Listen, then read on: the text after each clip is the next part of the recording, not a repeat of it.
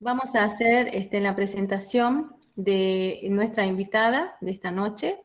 Es la psicóloga Salazar Marín Ginette Virginia.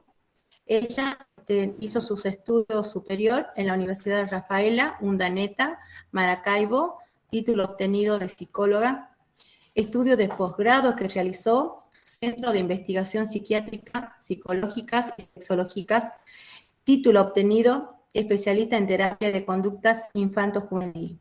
También realizó en el Centro de Investigación Psiquiátrica, Psicológicas y Sexológicas, Maracaibo, Estado Zulia, y con el título que obtuvo es de la maestría en orientación de la conducta. También realizó los estudios en la Universidad Nacional Experimental Rafaela María Barral, Cabinas, Estado de Zulia, con el título de doctora en educación. En su campo laboral hizo en actividades en el Instituto Simón Bolívar, Unidad del Centro Occidental, en el Centro de Bienestar Social Santa Rosa de Lima, en UE Militar, oficial general en jefe de Rafael Urdaneta, y Protebeca, en el cargo de psicóloga. Fue docente en el Colegio Universitario Monteseñor de Talavera y en la Universidad Nacional Experimental Rafael María Barral. Bueno, la dejamos a la profesora, a la psicóloga, nuestra invitada especial, que, bueno, pueda iniciar su ponencia. Gracias. Gracias a ustedes por la invitación. Gracias por crear estos espacios, pues, para que nosotros podamos de alguna forma transmitir nuestros conocimientos y poder tratar de alguna forma de ayudar a las personas que, pues, lo requieran. Nosotros, dentro de lo que es la dinámica que se utiliza a la hora de dotar a los docentes de algún tipo de herramientas, algún tipo de estrategias para tratar de que ellos aborden a algunas personas que estén en el aula de clases con alguna discapacidad, ¿okay? A las personas con discapacidad. Entonces, siempre sugerimos algunas estrategias, pero si bien es importante que el docente viene a ser el canal que va a permitir que ese estudiante aprenda. Y, por supuesto, que el docente tiene que tener características particulares, características personales muy específicas, como es el caso de la empatía, la actitud positiva. Tiene que tener confianza, seguridad, respetar. Tiene que tener bastante creatividad a la hora de diseñar todas estas estrategias, ¿no? Tiene que tener flexibilidad, perseverancia en cada una de las actividades que se proponen. Tiene que tener también alta tolerancia a la frustración, ¿okay? Permitirse eso. Y tiene que ser muy flexible y tratar de trabajar en equipo, saber trabajar en equipo, ¿no? Entonces, el éxito de la inclusión se enmarca en que debe ser beneficioso para todas las personas. Entonces, muchas veces confundimos un poco los términos, pero allí el docente tiene que capacitarse y hacer una adecuada planeación y planificación de todos sus contenidos, de todos los objetivos, de todas las estrategias, que no es más que la palabra de adecuaciones curriculares, adaptaciones curriculares, ¿bien? Que es donde él va a modificar o va a cambiar esos contenidos, depende de la necesidad de esa persona, ¿bien? Y para eso tiene que saber cuál es el tipo de discapacidad, cuál es la necesidad de la persona, cuáles son sus intereses, cuáles son sus estilos de aprendizaje, porque en base a esos estilos de aprendizaje es que yo voy a diseñar una estrategia, por ejemplo, que mis estudiantes sean algunos auditivos, algunos sean visuales, y yo puedo entonces unir esas estrategias y desarrollar algunas actividades audiovisuales, ¿okay? Entonces, yo para hacer esa adaptación curricular, que no es más que cambiar, que modificar, pero los contenidos siguen siendo los mismos, pero yo voy a modificar esas estrategias y adaptarlas a esas necesidades. Entonces, lo primero es que yo tengo que conocer a mi estudiante. Y luego que yo voy a hacer esa planificación, yo tengo que saber también con qué recursos cuento, con qué de repente recursos instruccionales, material didáctico, con qué cuento yo para desarrollar esas actividades. Por ejemplo, en casos donde acá en Venezuela se va constantemente la luz, ¿ok?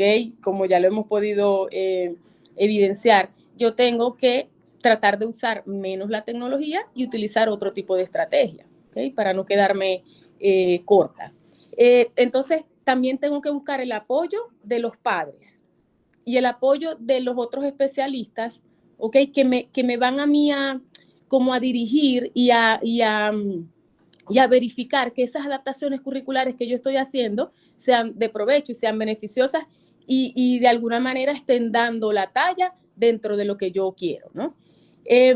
Por lo menos también, para yo hacer esas adaptaciones curriculares, un ejemplo, como les dije, no voy a cambiar el contenido, pero voy a diseñar una estrategia. Entonces, un estudiante, una persona que tenga una discapacidad, que no le guste mucho escribir, entonces allí yo tengo que tener esa creatividad que les dije al principio que tiene que tener el docente y tratar de ver, bueno, cómo yo hago la evaluación. Bueno, se me ocurre de repente que si no le gusta mucho escribir, pues hacer una evaluación de verdadero y falso.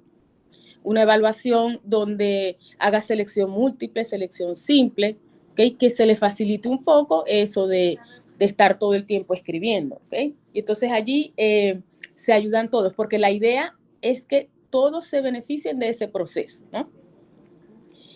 Otra de las sugerencias, ¿ok? Es de repente que yo haga, cuando ya vaya a hacer una evaluación, de repente comienzo y le entrego a la persona que tiene la discapacidad, le entrego la actividad de primero y se la retiro de último. O sea, pudiera ser también otra estrategia como para darle un poco más de tiempo al estudiante que termine la actividad, ¿ok? Y tenga mucho más facilidad. Otra sugerencia, por decir algo, darle como pistas. Si por lo menos es una operación matemática, o sea, darle una clave. Sumar es añadir y restar es quitar. Entonces, para que por lo menos él se oriente y no esté un poco perdido, ¿no?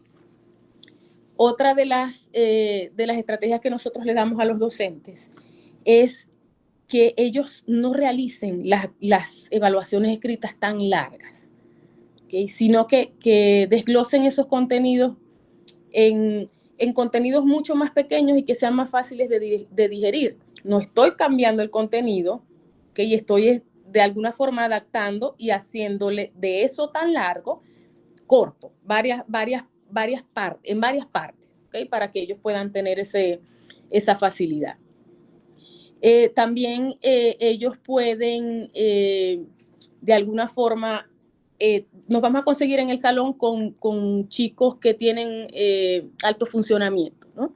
Y que tienen una inteligencia superior al promedio. Entonces, esos estudiantes nosotros los podemos utilizar como asistentes del docente, ¿okay? Que nos apoyen con los que tienen dificultades a la hora de su aprendizaje. ¿Okay?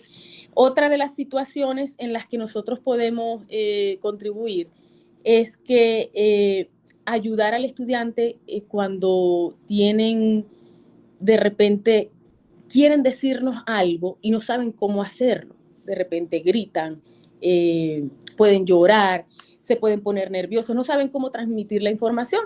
Entonces, estamos para ayudarlo a que él respire profundo, se calme, darle nosotros esa tranquilidad para que ellos también se vayan tranquilizando y poder entonces entenderlo, porque para eso también una de las características que tenemos que tener es la paciencia, ¿okay? Para poder entender qué es lo que ellos quieren, qué es lo que ellos necesitan. Otra de las sugerencias, por lo menos tenemos que estructurar como docentes bien una clase. Tenemos que tener un inicio, un desarrollo, un cierre, y que esa estructura les permita a ellos de repente predecir algunas de esos comportamientos, ¿no? Los va a ayudar a eso también. Y ante todo la estructura es muy importante.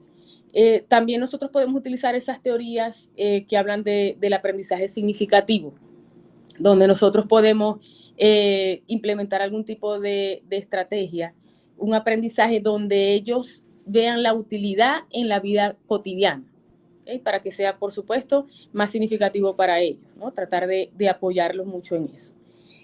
Otra también de las estrategias, ¿no? Como yo les dije al principio, las características del docente, una es la flexibilidad. Tenemos que trabajar con eso porque nosotros de repente en alguna evaluación que tenga que ver con números, en evaluaciones matemáticas, le pudiéramos dar puntajes por el procedimiento, en vez de, independientemente que el resultado sea correcto o no, porque muchas veces el resultado va a ser incorrecto, pero se merece ese premio por ese procedimiento que realice, ¿no? También nosotros podemos utilizar frases, y de eso lo podemos utilizar con todos los estudiantes, no solamente con las personas con discapacidad, ¿no? Podemos utilizar frases que estimulen su seguridad, que estimulen su autoestima, porque eso, por supuesto, les va a permitir a ellos crecer como personas y sentirse mucho más confiados, ¿no? Y esas frases las vamos a ir repitiendo en la medida que ellos van realizando todas las actividades. Eso también es muy importante, ¿no? También tenemos que fomentar el trabajo colaborativo, ¿okay? El trabajo de ellos como equipo y hacer que los demás estudiantes pues los incluyan en las actividades para que entonces también ellos se sientan en confianza. Muchas veces de repente llegan nuevos a una institución y están un poco perdidos, un poco tristes. Entonces la idea de nosotros como docentes es hablar con el resto del grupo, explicarle todas las situaciones, todas las condiciones posibles que nos podemos conseguir para que ellos pues apoyen y el estudiante se adapte mucho más rápido a ese sistema educativo, ¿bien? También nosotros al realizar las actividades podemos alternar esos espacios de descanso, no todo el tiempo son actividades académicas, ¿no? Tenemos que ir alternando para darle también holgura y no bombardear a ese estudiante con tantas asignaciones. Y hablando de las asignaciones, pues también les podemos dar asignaciones, si se quiere, adicionales, pero en la actividades dirigidas a mejorar la dificultad que ellos presentan en ese momento, ¿no? Entonces, hacerle otro tipo de asignaciones individuales, pero para mejorar esa discapacidad, o sea, esa habilidad que no está en ese momento consolidada como tal. Otra de las estrategias de repente, y bueno, eso sí es sumamente importante, el contacto que tenemos que tener nosotros con los representantes. O sea, a cada rato, porque también el representante pasa por ese tipo de situaciones donde no consigue de repente una institución que le brinde también confianza, que le brinde seguridad. Entonces ellos también son, por supuesto, son parte de ese entorno y son parte de esas personas que también tenemos que ayudar, ¿no? Y tenemos que planificar junto con ellos porque ellos también se llevan un trabajo muy importante al hogar. Entonces muchas veces tenemos ese recurso, ¿no? Darles a ellos también las estrategias de cómo apoyarnos a nosotros en un salón, en el hogar, de esas actividades que desarrollamos en el salón de clase. Otra de las habilidades o de las destrezas que nosotros podemos de repente fomentar en los docentes es que el sentido de la vocación, ¿no? Porque no todos están preparados para atender a estas personas con discapacidad en el aula de clase. Entonces es importante el tema de la vocación. Siempre a nuestros estudiantes se los decimos en cada momento, a cada rato. Tener la vocación suficiente para afrontar todas las, si se quiere, las diferentes personalidades que pueden llegar a nosotros en un salón de clase y más aún las diferentes discapacidades que podemos tener en el salón de clase. ¿Okay? Desde cómo adaptar de repente el mobiliario para que ellos de alguna forma se sientan mucho más cómodos, ¿okay? Y ir poco a poco conociendo todas las características de personalidad de los muchachos para poder brindarles mucho más apoyo. Bueno, cualquier pregunta. Muchas gracias entonces por la oportunidad. No sé si puedo, perdón. No sé si puedo intervenir. Ana, ¿ya puedo intervenir? Bueno, muchísimas gracias. La verdad que el tema es muy importante. El tema que ella aportó es lo que sería la parte de cómo no, no tenemos que, nosotros los docentes, en un tema muy especial, la verdad, que me afecta mucho porque soy docente en escuelas inclusivas. Y la verdad que todo lo que dijo hoy es muy importante. Creo que sería muy importante seguir profundizando más, porque la verdad que necesitamos mucha información de lo que acaba de decir.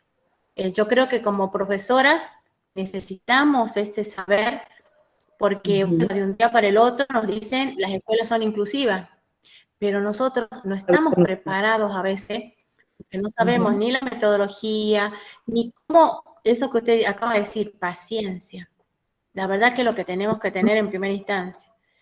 No hace falta ver qué otros recursos, qué más tendríamos que aportar nosotros como docentes para que nuestros alumnos tengan ese aprendizaje también, ¿no? Y las mamás y los papás también que se preocupan mucho, saber si ese niño que está en el aula está siendo bien atendido, bien contenido. Yo creo que algo muy importante que usted dijo también es eso de la pasión. Ahí es donde nosotros realmente vemos y lo que nosotros hemos elegido ser docentes es, estamos ahí apasionados por eso. Creo que se nota mucho a veces porque, bueno, se producen a veces caos en el aula donde el docente se siente como abrumado o medianamente, bueno, no sabe cómo proceder. Así que sería muy bueno, sinceramente, que nos facilite más estrategias, más formas, ¿no? De poder nosotros, cómo movernos en el aula. Cómo movernos, digo, porque, bueno, es un tema bastante, para nosotros, muy importante. Sí, Ana, dígame usted. Regularmente les decimos a los docentes el qué. Que tiene que ser una escuela inclusiva, pero nunca les decimos el cómo. El cómo. Por eso me parece tan interesante el tema que nos has compartido, porque definitivamente aquí se les está diciendo a los docentes cómo, que deben tener empatía, respeto, pero me encantó algo que dijiste, tolerancia a la frustración, y no un poco, una alta. Exacto, eso me pareció fenomenal, porque va muy vinculado absolutamente con la vocación. Yo creo que alguien que no tiene vocación no puede realizar todo lo que tú acabas de mencionar. Y entonces yo pensaba, no cabe duda que este tema es un gran recurso para nuestros docentes que nos siguen y que nos van a seguir, porque se les estamos diciendo el cómo. Pero algo importante que tú mencionaste y que se da en las escuelas regulares es el aprendizaje significativo, que obviamente todo ese aprendizaje tiene que tener un sentido, no solamente para todos los estudiantes, sino especialmente para los que tienen capacidades diferentes, que ya hemos discutido ese tema entre nosotros como equipo y hemos dicho que cada uno de los que estamos aquí o conformamos este equipo tenemos capacidades diferentes. Yo no tengo esa gran capacidad que tiene, por ejemplo, Ana, para poder transmitir lo de la robótica. Yo quisiera ser así de tecnológica. Yo no tengo esa habilidad, amor, paciencia, ir mucho más allá de Maritza, que tiene una nena con capacidades diferentes. Por ejemplo, Leonel, la capacidad, la sabiduría para orientarnos, para decirnos, la habilidad para resolver problemas inmediatamente, como sucedió hoy con el Internet. Entonces, y María Isabel, esa forma cariñosa de dirigir siempre a nosotros, ese como, aquí estamos todos en equipo. Entonces creo que tenemos capacidades diferentes todos acá, igual que dentro del aula. A mí de verdad me pareció, además de lo que tú decías, de la importancia de afianzar, o tal vez no de afianzar, sino de promover, desarrollar, facilitar el apoyo de la autoestima en cada uno de nuestros estudiantes, más cuando se acaba de integrar a un grupo que no conocía, como tú decías. Y otra cosa, la seguridad. Creo que nosotros los docentes, a través de lo que decimos y de lo que muchas veces con nuestros gestos decimos, así como, ajá, ¿qué más? ¿Verdad? Yo creo que también nuestros gestos estimulan la parte de la seguridad que tú también lo mencionabas. Así que los docentes aquí creo que tienen muchas herramientas y otras... Seguir. Hay que seguir. Uh-huh. Lo que tú decías, perdón, pero es que me gustó muchísimo, por ejemplo, lo de las actividades. Tú decías, las actividades no deben ser tan largas, sino que debemos darles un tiempo donde ellos puedan tener un momento de recreación. Uh-huh. Pero si hablamos de la escuela del siglo XXI, estamos hablando de una clase activa, participativa, donde no solamente va a hablar el docente, sino que tienen que interactuar estudiantes con estudiantes, estudiante con docente, quizá nos vamos a movilizar, parte de lo que tú decías de enseñarles un trabajo colaborativo. Entonces, me parece que aún cuando estamos en el siglo XXI, todavía se llevan a cabo dentro de las aulas las clases magistrales. Y nosotros estamos enseñando a nuestros docentes que ya no, las clases magistrales son obsoletas, se quedaron en el siglo pasado, que aquí estamos en lo que tú nos acabas de compartir, actividades participativas donde el estudiante se mueve, platique, intercambie opiniones. Entonces me pareció fantástico de verdad y lo de involucrar a los padres de familia en todo lo que se hace para que nos apoyen en casa. Ahí me quedo. Es que es muy cierto lo que tú estás diciendo, Ana, porque el estudiante aprende haciendo. Así es. Exacto. Aprende haciendo. Es parte de lo del constructivismo, ¿verdad? Exactamente, el constructivismo. Así es. Y es un aprendiz activo, entonces tenemos que fomentar ese tipo de aprendizaje, donde él realice las actividades. Excelente, mil gracias. Fue delicioso escucharte.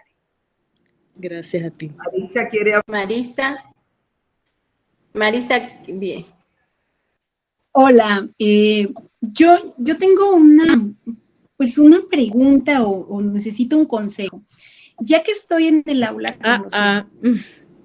pasado, sobre todo ahorita en pandemia, yo soy docente de bachillerato, de nivel medio superior. Con esta situación de pandemia se han desatado situaciones pues que ya venían a lo mejor manifestándose y se desarrollaron aún más, o los mismos estudiantes están apenas conociendo alguna situación o algún trastorno o síndrome que están descubriendo recientemente, están padeciendo en este momento, ¿no? Cuando yo noto alguna actitud, trato de acercarme al estudiante, ¿por qué no has entregado tus evidencias? Mira, te doy un plazo, ¿no? Trato de mediar. Entonces, yo me he topado con situaciones donde el joven o la chica, ¿no? Digamos joven en general, se abre y me dice, me está sucediendo esto, me acaban de diagnosticar tal cosa, pero no quiero que el resto lo sepa. Quiero confiar en usted, necesito su apoyo. Yo me encuentro en una situación de ética delicada. ¿Por qué? Porque yo me preocupo directo por el estudiante y trato de solventar mi asignatura. Sin embargo, cuando trabajas con el resto de tus compañeros, con las demás áreas disciplinares, pues es un solo grupo, ¿no?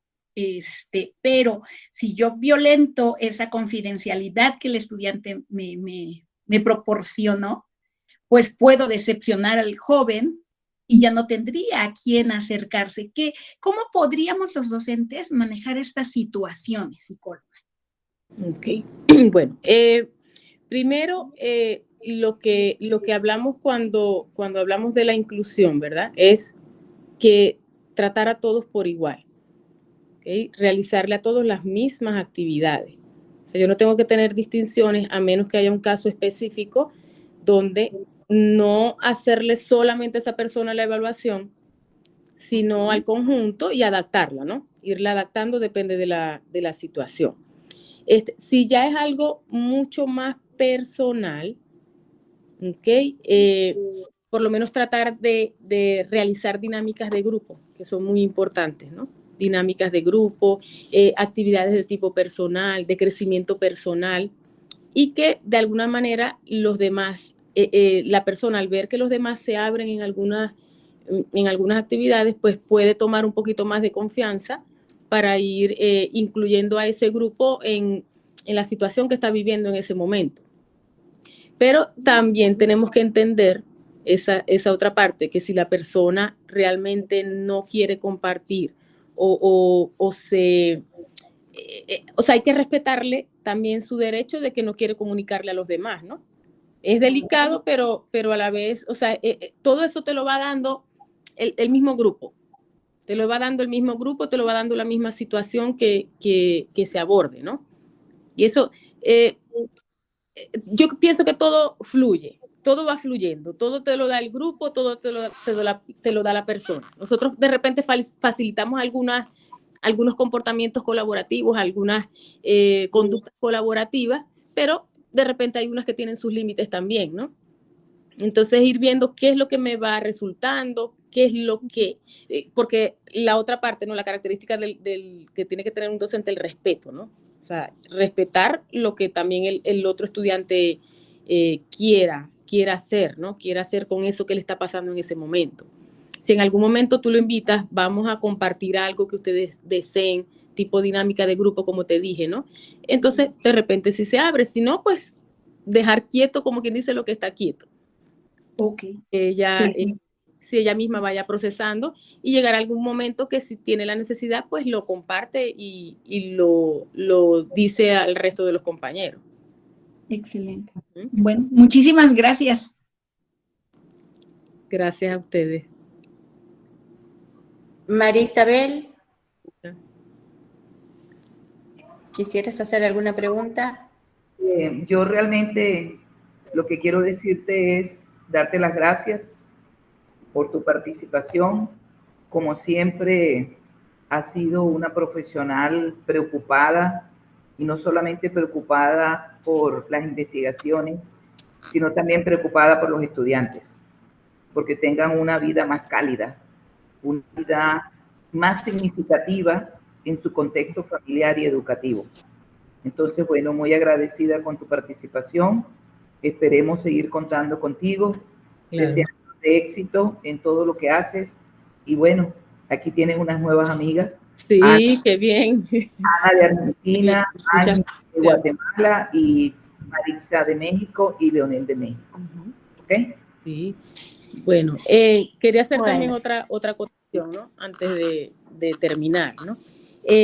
Muchas veces nosotros cometemos el error como docentes de creer que el estudiante está entendiendo lo que nosotros le estamos transmitiendo, ¿no?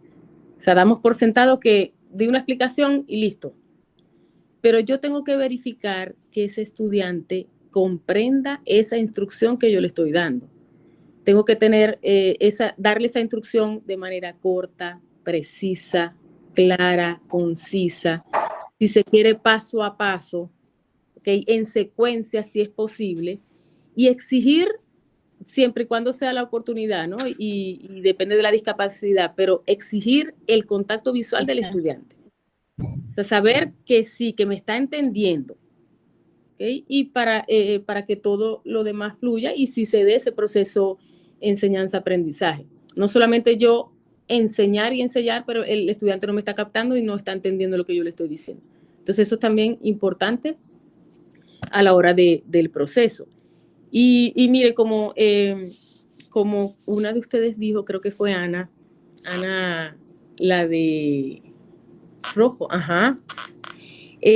A veces a veces como que los papás esperan mucho.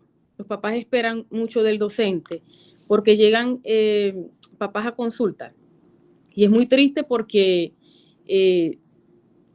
uno dice, bueno, a veces también uno no sabe qué hacer en el momento, porque dicen, bueno, yo vengo aquí para realizarle una evaluación a mi hijo, un informe, porque necesito que el docente sepa qué estrategias puedo utilizar en el salón de clase, porque así como lo dejo en la mañana, cuando lo voy a buscar está en el mismo sitio, no tiene ni siquiera las actividades, o sea, hay docentes que no lo incluyen, sino que lo integran, que allí está la diferencia entre inclusión e integración. Entonces, en la inclusión, todos trabajan todos los materiales, ¿ok? Y todas las actividades. Y parece ser que muchos docentes lo integran al grupo, pero lo dejan allí. Entonces, eso también es importante saberlo, ¿no? Que nosotros tenemos que incluir, tenemos que realizar esa inclusión insertando al estudiante y trabajarlos a todos por igual y tomarlos a todos en cuenta.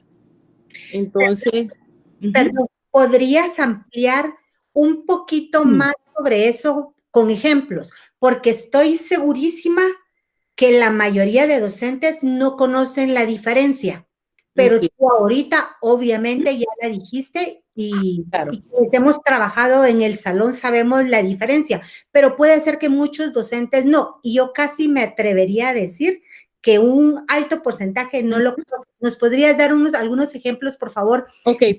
Que sí es incluir, no solamente integrar. Ok, la inclusión es insertar a una persona con discapacidad de manera total, ¿okay? Y de manera incondicional. Mientras que la integración, yo voy a insertar a la persona con discapacidad, pero de manera parcial y con algunas condiciones. En la inclusión, de repente los cambios o las modificaciones que yo haga van hacia todos los estudiantes. En la integración, los cambios van a ir dirigidos solamente a las personas que tienen la discapacidad. En la inclusión, la sociedad es la que se adapta a las necesidades de los estudiantes con esa discapacidad. Pero en la integración, el estudiante llega y es el que se tiene que adaptar a los modelos que ya están. A los modelos que ya están en esa sociedad. Entonces, es un poquito compleja la cosa, ¿no? Porque, como tú decías, muchos docentes y de hecho muchas instituciones no están preparadas para recibir a las personas con discapacidad. Estamos en eso, estamos creciendo porque de hecho ya por lo menos en nuestra universidad hay un programa nacional de formación de estrategia de discapacidad, ¿ok? Dentro también del pensum de estudio de la carrera de educación, también hay una asignatura, una materia que se llama estrategias de atención a la discapacidad. Entonces ahí promocionamos lo que son las leyes de las personas con discapacidad, todos los derechos, les enseñamos a los estudiantes cuáles son los tipos de discapacidades, cuáles son sus características, porque en base a que el estudiante sepa que ese es el futuro docente. Entonces, cuando ya él sabe, él conoce, pues se va a quitar un poco ese miedo, esa ansiedad que de hecho tienen todavía los docentes, si se quiere, los docentes más antiguos, ¿no? Que tienen mucha predisposición en muchas instituciones y muchos docentes no quieren atender a las personas con discapacidad, entonces ahí hay un bloqueo.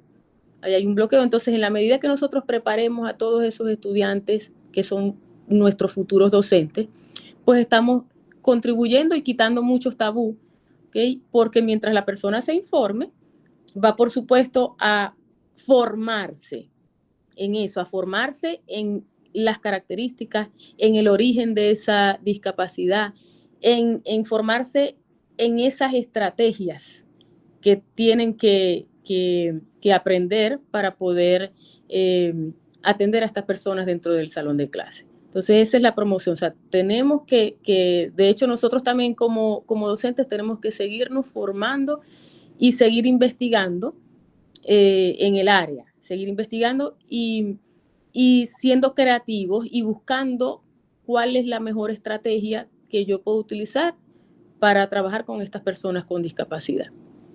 Excelente, muchas gracias. Gracias a ustedes.